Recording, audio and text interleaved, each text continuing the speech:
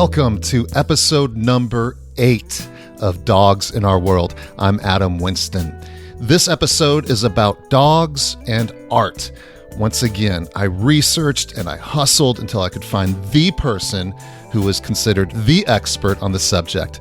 Whether you're an artist, a historian, dog lover, or you're simply in the mood to learn something new, this episode is for you. Join the audience at dogsinOurWorld.com. From there, you can view pictures from each episode, check out my services page to see how I could help you, your dog, or your organization. And finally, links to all of our social media pages can be found in the top right corner of dogsinOurWorld.com. All right, here we go.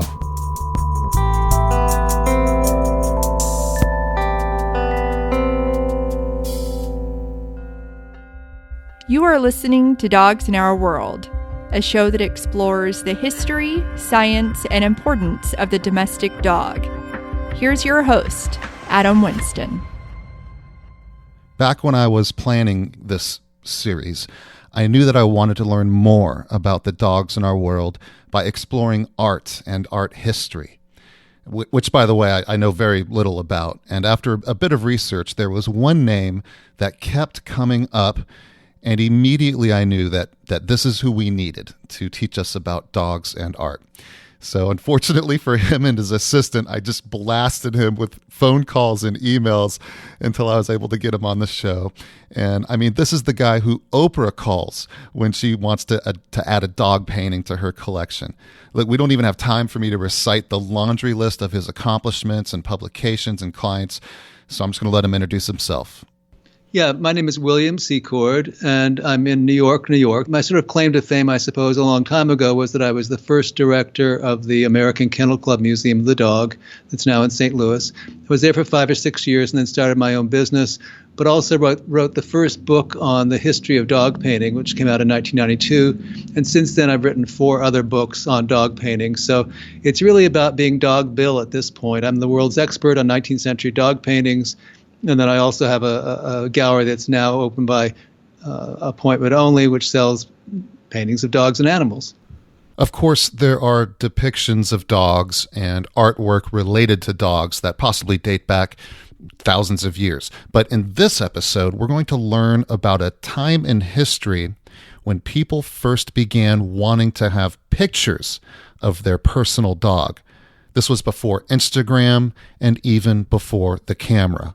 Up until recently, we didn't think there were that many portraits of dogs per se in the 17th and 18th centuries. We thought of those centuries being more about portraits of people with a dog, if you follow me.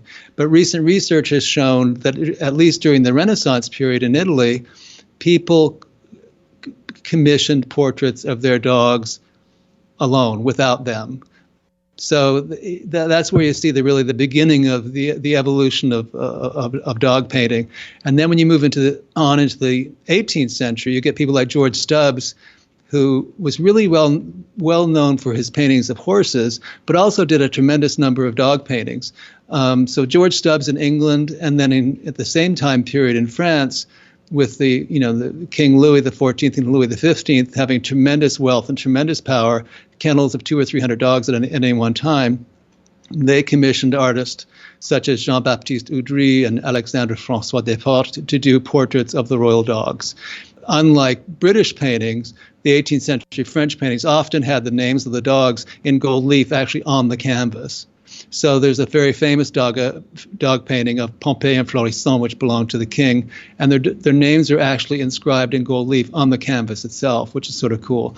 So that's going on in the 18th century England, 18th century France, but the really tremendous number of dog paintings by a tremendous number of different artists occurred between 1840 and 1940 in England. So think back to last episode when I took us to the sheepdog trial. I told you that those kinds of trials grew in popularity during the 1800s. Well, Mr. William Secord taught me that at the same time, there was also the rise of the middle class in England. And this rise of the middle class was a time of great wealth. And there was also an increase in the amount of leisure time that folks could enjoy. So this is when people began to increasingly take greater pride in their dogs. And what better way to memorialize them or for people to show off their wealth than by commissioning a portrait of their prize pup? The evolution of purebred dog shows at the same time as field trials created this demand for depictions of dogs that actually conform to the standard for the breed. For instance, the standard being the written description of what a particular breed should look like. They tried to breed to that, make their dogs look like that. So there was tremendous pride of ownership, similar to somebody having race horses. They wanted to have depictions of paintings of their race horses. The people wanted to have, dog fanciers wanted to have paintings of their dogs. And in some cases had 20 or 30 paintings commissioned over the years of their particular breed or their top winning dogs, that kind of thing. Across the pond, as they say, here in America during the 1800s, paintings of dogs also became part of popular culture. And in America in the 19th century, it was more with sporting dogs than anything else, and pointers and setters and terriers to a less extent, mirroring or paralleling what was going on in England, but in its own particular way. And there are collectors that only want American paintings because they're nationalistic or think that fits in better with their American furniture or whatever. But often people who have hunting lodges or that kind of thing will want to have pointers and setters, paintings on the wall. One of the many things that William Secord has done for the art world and for the dogs in our world is he's helped us break down historic paintings of dogs into 3 to 4 basic categories. Here's one of the most helpful sound bites for me as I go back and look at all of the paintings that I researched for this episode. By the way, links to our research can be found in the show notes for this episode at dogsinOurWorld.com. Queen Victoria came to the throne in 1837, had a little tricolor King Charles Spaniel, and over the years had as many as 75 dogs in her kennels at Windsor Castle. So in a highly stratified society where everybody looked up to the Queen as a sort of model of how they should behave or what they should do, the Queen had all these dogs, and other people wanted to emulate that, so they had dogs as well. And they weren't just 1 or 2 dogs. I mean, the early people that had dogs in the late 19th century had with great wealth would have hunting camps, if you will, in North Wales or wherever, where they would have tens of thousands of acres, where they had kennels with 200 dogs.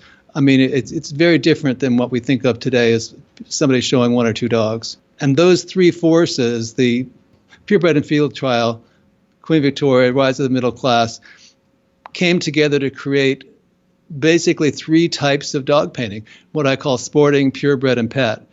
Sporting is an obvious one, but I also include foxhounds in that. Mm-hmm. Sporting, purebred, the purebred dog portrait, which is a very, very classic type of 4-on-the-floor dog facing to the left, head slightly turned towards the viewer sort of portrait. And then the pet portrait, which is what Queen Victoria had, which was, King Charles Spaniels on a cushion whose only purpose was to please their master. So those 3 things evolved, and that's more or less how I organized the book. In addition to being chronological, I had little sections on Queen Victoria, little sections on field trials, little sections on the evolution of purebred dog shows. So you're saying that if we go back and look at works of art from the 18th, 19th century, that we can kind of tell a lot about the painting or what's going on and what the message is by looking at how the dog is postured or positioned? Yes. Interesting. Yes. So this is the stuff I want to learn about now. This is great. I want to be able to. So if you can start looking at paintings of dogs from the 18th and 19th century, you can now ask yourself, could this be considered a sporting, purebred, or pet-related painting?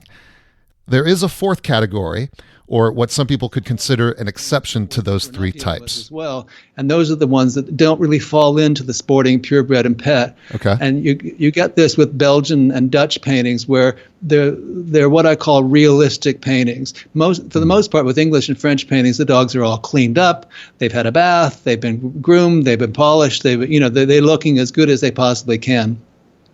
Whereas there are other artists in Holland and the Lowlands who are painting of dogs on the street, dogs that are emaciated, dogs that are scratching around for a bone that look very, very sick. Or another one I'm thinking of is simply called the dog market, where they, at the time in the mid to late 19th century, dogs were sold on the streets, and there are pictures of these dogs looking scruffy and in need of a bath and in need of a good meal. Sort of a social commentary on how they looked at dogs at the time. Fascinating. Before we wrap up part 1, I want to share with you what Mr. Secord taught me about what dogs could symbolize in early paintings. Yeah, oftentimes the dogs were more meaningful or symbolic when they were included in paintings of people. For instance, you'd have a Venus, a nude woman lying down and the little spaniel by her side. The spaniel being awake or asleep meant one thing or the other. That's great, because I know that painting as I was researching this episode. So now I've got perspective. What else? Some of the dogs were known for the political ramifications. The pug, for instance, was always associated with William of Orange and the Dutch. Other dogs were associated more with different countries or different political aspirations. Hogarth, of course, had a pug, and there are depictions of the pug with another dog urinating on it. I mean, you could just go on and on. Hogarth used dogs in a similar way with his more realistic depictions of 18th century English life. All right, now that we've met our featured guest and set the scene for today's episode, we'll get ready for part 2, where world-renowned expert Mr. William Secord will share with us some of the most valuable dog paintings and painters. He'll also provide a brief overview of the dog art market and explain why people continue to collect paintings of dogs. More Dogs in Our World right after this. Support Dogs in Our World by making a donation. This fun and informative show is free to the public, but it's not free to produce. Every dollar donated goes directly towards production expenses. Help Adam improve the lives of dogs and people through more episodes just like this one. Donate today at dogsinOurworld.com.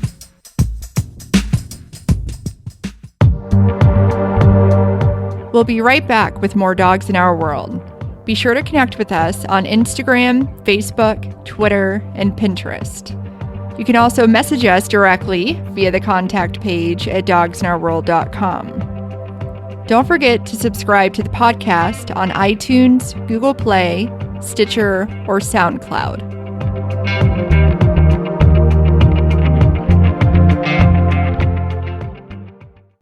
Welcome back to this episode where we learn more about dogs by exploring the world of art and history, specifically art from the 18th and 19th century. Now, one of the most iconic artists who was part of this massive burgeoning of dog paintings coming from England was a child prodigy named Sir Edwin Landseer.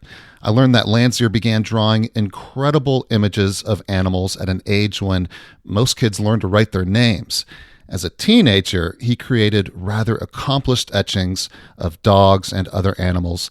Here's William Secord. And eventually, as his work developed, he came to the attention of the Queen, and he became one of Queen Victoria's favorite artists.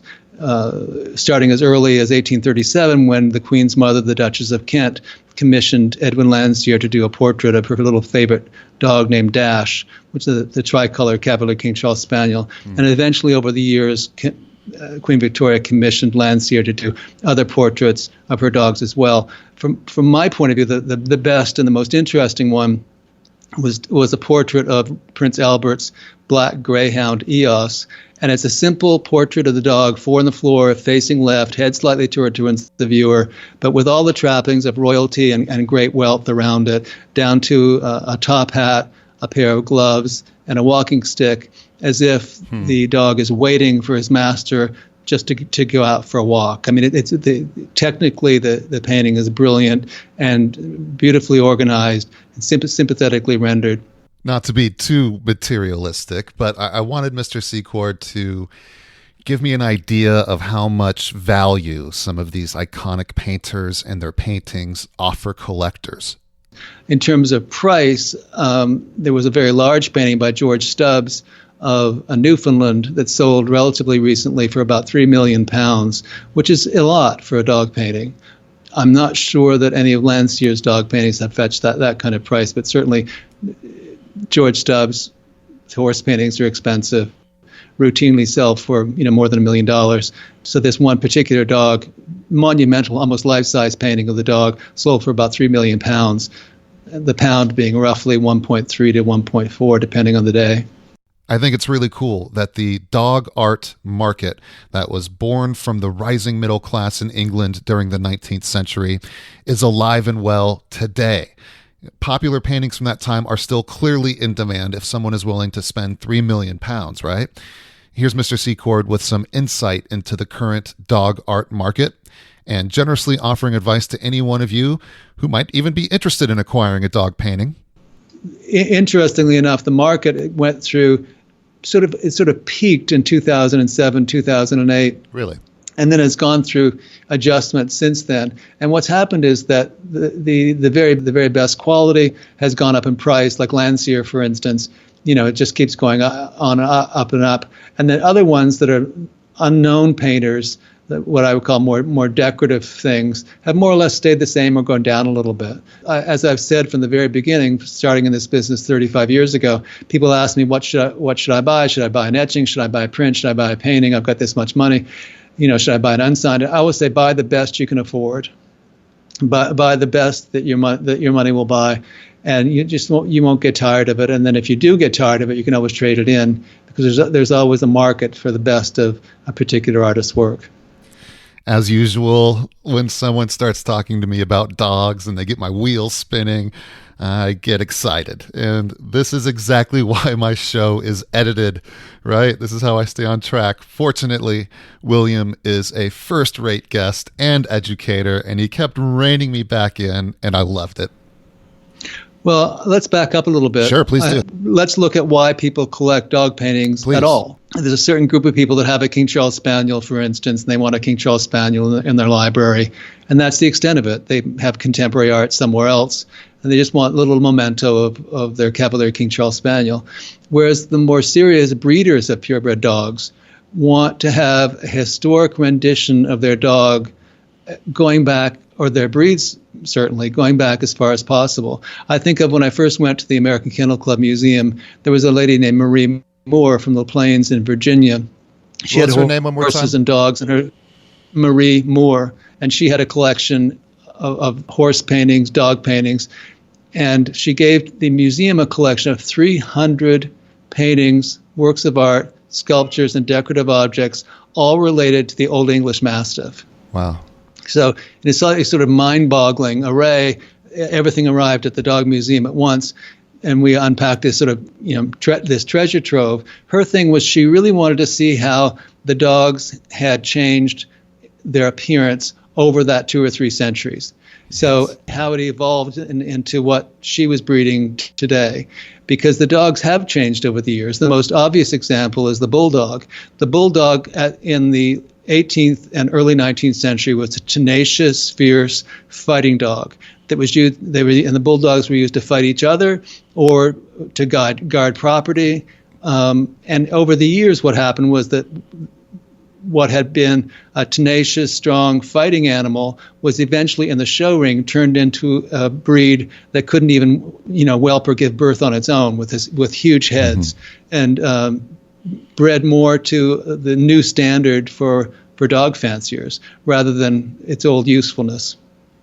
And that's a wonderful example of how we can continue to learn about the dogs in our world by looking at art, art through history. What are some other? The bulldog is the bulldog is the most obvious example, because you can look at the paintings. I collect books. I've got about 2,000 books on dogs, and the earliest one I have is between 1804 and 1805, and it's the first book that illustrates dogs, which names their breed. So there's a beautiful hand-colored plate called the bulldog, and you can see the way the bulldog looked in 1804 and 1805, and it looked very much more like today's boxer. Higher on legs, smaller head, that kind of thing. And then you look at, and there's a section in my first book on the history of the bulldog. and you go back from 1804, see what happened in the 19th century with purebred dog fanciers, and then bring it up right to the present day, and you wouldn't even recognize the breed has changed. Man has changed the way that dog looks so much. They're relatively genetically malleable. You can change the way the dog looks over a very small number of generations of breeding.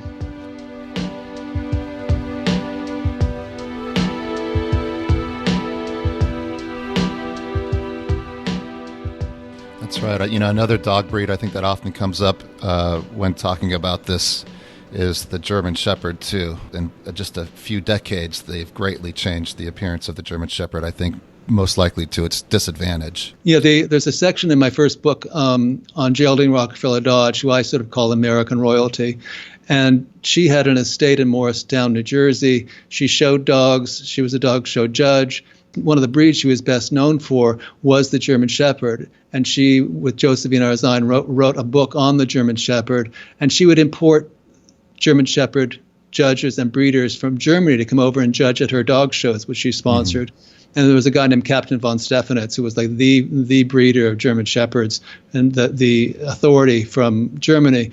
And the dogs at that point in the 1920s through the 1940s had a top line that was almost level. They did, and what's happened since then is that the dog is the back legs are down on the hocks, the top line descends quickly towards the rear, and they look very different. The German Shepherd people love them, but they don't really look like they could run or walk in a natural way, because the breeders have changed the way they look over the years. Is this one of the main messages that you would like the listeners to kind of consider when they listen to this? What are some things that you really would like people to kind of think about when they are looking at the field that you've spent so much time in? I think the social history of the dog and art is interesting on one level, which is what we're talking about, the way the breeds have changed over the years, how people use the dogs in a different way today than they did before, how you're looking at different countries, for instance. There are 40 different breeds of French hounds in France that we do not even recognize in America. And all of them actually, not only are they bred to conform to the standard for the breed, but they're bred for function. They're all used, and they're used in their original function that they've been used for generations. I think I'm more, being from an art history background, my message is more one about the art rather than specifically about the dogs. And I would just encourage people to look at paintings from a quality point of view. People ask me, what about, that's just a picture of a Maltese, or that's just a picture of a Pekingese or whatever. What I do when I look at dog paintings is I look at the quality of the work. I don't even look at who signed it. And they're just like there are good, bad, and indifferent portraits by Thomas Gainsborough and Sir Joshua Reynolds from the 18th century. There are good, bad, and indifferent paintings of dogs. And what I'm after is paintings of quality, like Sir Edwin Landseer and other people in the 19th century, John Ems, John Sargent Noble, George Earle, Maud Earle, Arthur Wardle. These things are fabulously painted. I mean, they're beautifully painted. They just happen to be of dogs. Coming up in the final part of this episode, Mr. William Secord will introduce us to some popular contemporary artists and trends. He and I will also talk about a prevalent theme that keeps popping up in nearly all of our episodes. And finally, he'll clue us in on the best galleries in the world where you can learn about the history of dogs by looking at art. Don't go anywhere.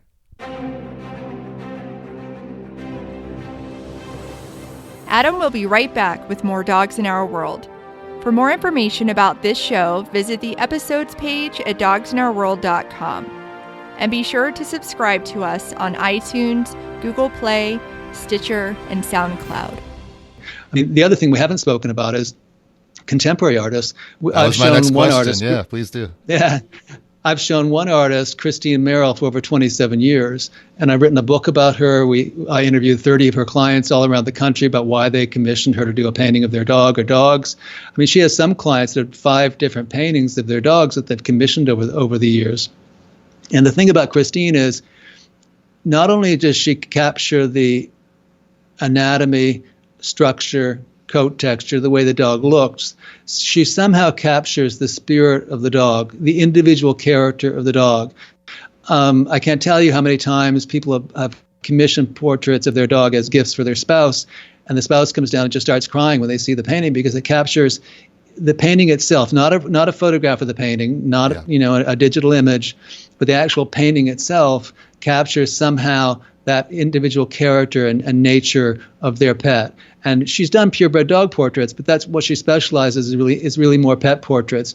And she gets the best paintings when she lives with the dog for a day or two, gets to know its character and its foibles and his facial expressions, and then does sketches and works up a painting from there. Oprah Winfrey is a good client of ours with Christine's work, but also Pamela Dennis Hall, who's from Texas, who does very realistic portraits of both horses and dogs, almost with a Victorian feeling to them.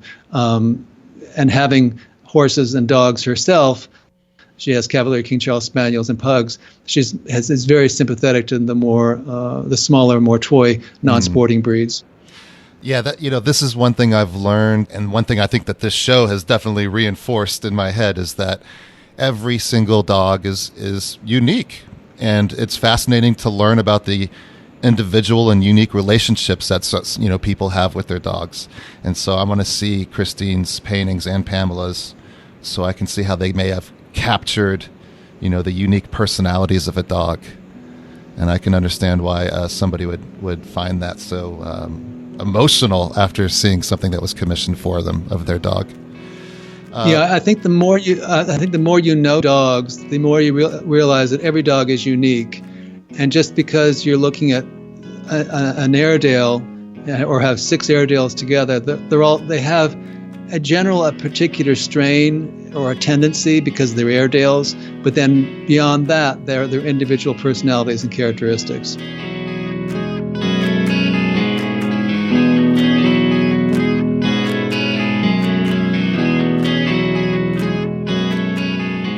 And what are some other, are you seeing any trends in modern paintings or present day paintings? And do you see any trends going into the future? I mean, with regard to modern day paintings, that there is almost a resurgence of interest in portraits of dogs. Almost every week I get somebody who wants to, exhibit at my gallery in New York or show their work or want my opinion or this kind of thing. And there's some wonderful artists out there doing, great paintings. A lot of them are just doing pastel head studies or whatever, but there's a whole school of artists that are using the dog not for the way it actually looks, but for its expressive value. So that if you think of, for instance, a Doberman growling, they take that and paint a picture of a Doberman growling, but in an abstracted sort of expressionist way to reinforce the tension in the painting. In other words, it's not a portrait of a particular Doberman, but it's the Doberman used as symbolically to reflect everything we always have thought about Dobermans. I don't know if I'm expressing that very well, but so that there's a tremendous number of artists who do what I call more abstracted images of dogs, not to capture the way the dog looked, but to express a certain emotion or feeling through their painting. One thing we've learned a lot about, too, in this show is just the huge population, the growing population of dogs in our world, and especially America. And do you think that maybe this growing popularity and number of dogs is contributing to this kind of resurgence of dogs in art? I think increasingly people are looking at their dogs as members of the family. 30 or 40 years ago on a farm, you'd have dogs that were not even allowed inside the house.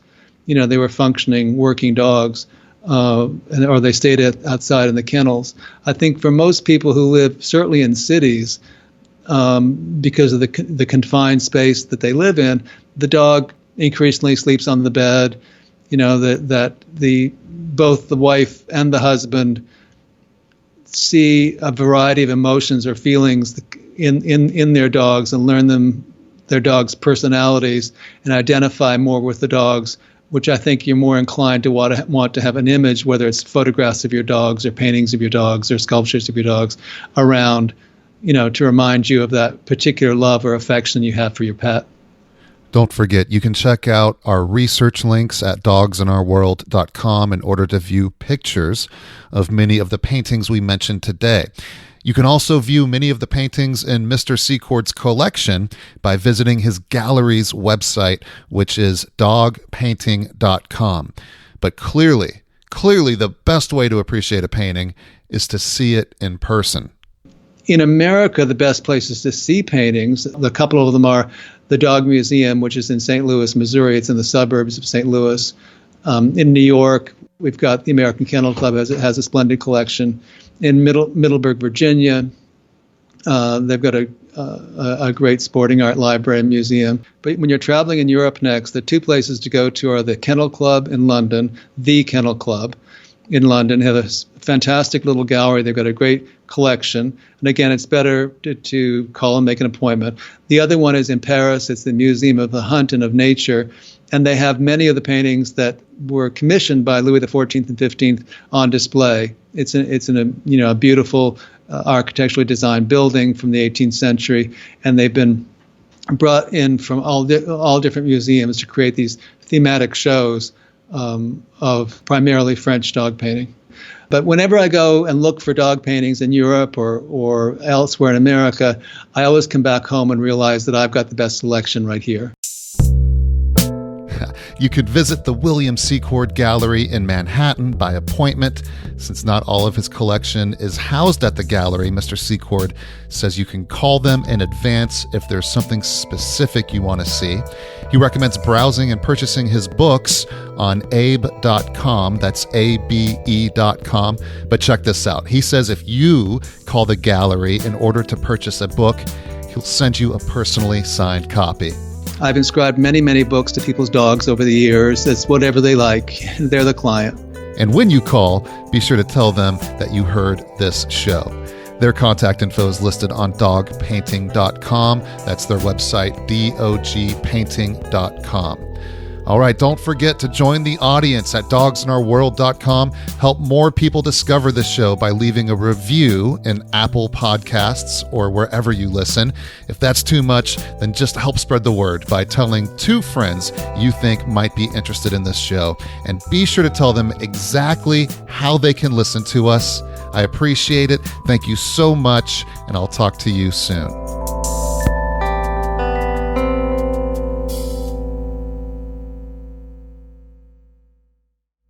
Real quick, since you're still here, I want to share something that completely made my day recently.